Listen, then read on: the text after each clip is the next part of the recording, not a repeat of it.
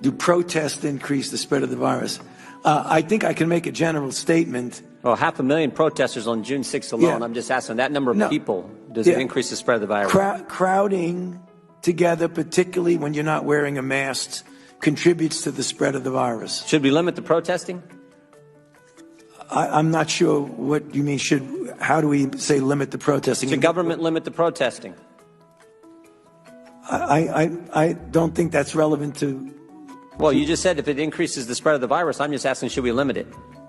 Well, I'm not in a position to determine what the government can do in a forceful way. Well, you make all kinds of recommendations. You make comments on dating, on baseball, on everything you can imagine. I'm just asking you. Just said that protests increase the spread. I'm just asking you, should we try to limit the protests? No, I think I would leave that to people who have more of a position to do that. I can tell you. Government stopping people from going to church, Dr. Fauci? Yeah.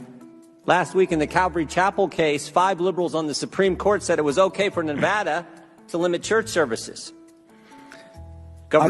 Justice Gorsuch said it best. He said there's no world in which the Constitution permits Nevada to favor Caesar's Palace over Calvary Chapel. I'm just asking, is there a world where the Constitution says you can favor one First Amendment liberty, protesting, over another, practicing your faith?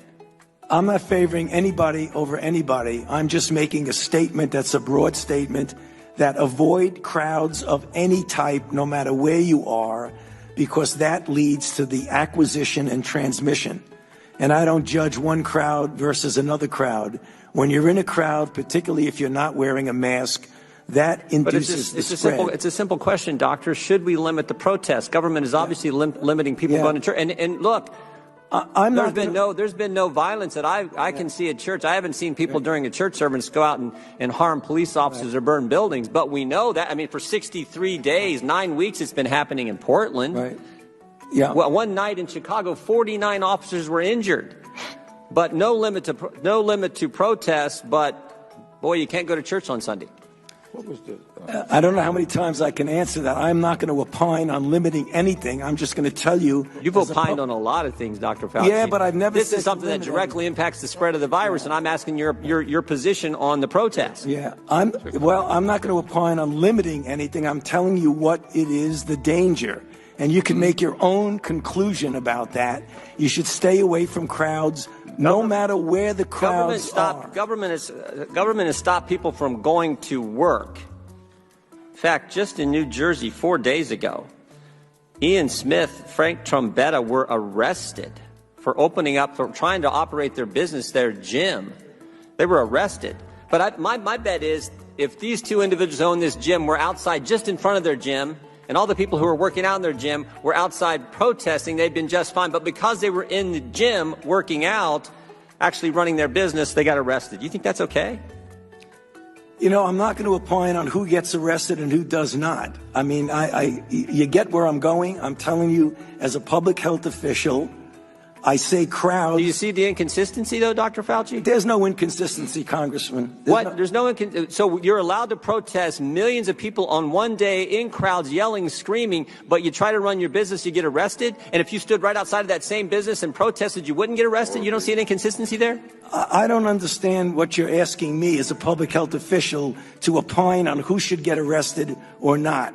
That's not my position. You could ask it as much as you want. You've advocated for certain businesses. You've advocated for certain businesses to be shut down. I'm just asking you on your position on the protest. I haven't seen one. We've heard a lot about hair salons. I haven't seen one hairstylist who, between haircuts, goes out and attacks police or sets something on fire. But we've seen all kinds of that stuff during protests, and we know the protests actually increase the spread of the virus. You've said that. I said crowds.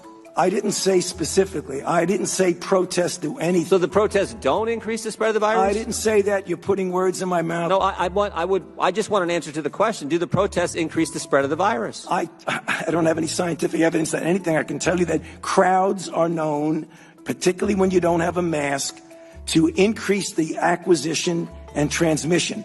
No matter what. So you don't have a position on whether the protests increase the spread of the virus or don't increase the spread of the virus? I'm saying that crowds, wherever the crowds are, can give you an increased probability that there's going to be acquisition and transmission. But do you understand Americans' concern Protesting, particularly according to the Democrats, is just fine, but you can't go to work, you can't go to school, you can't go to church. There's limits placed on all three of those fundamental activities, First Amendment activities, but protesting is just fine. You know,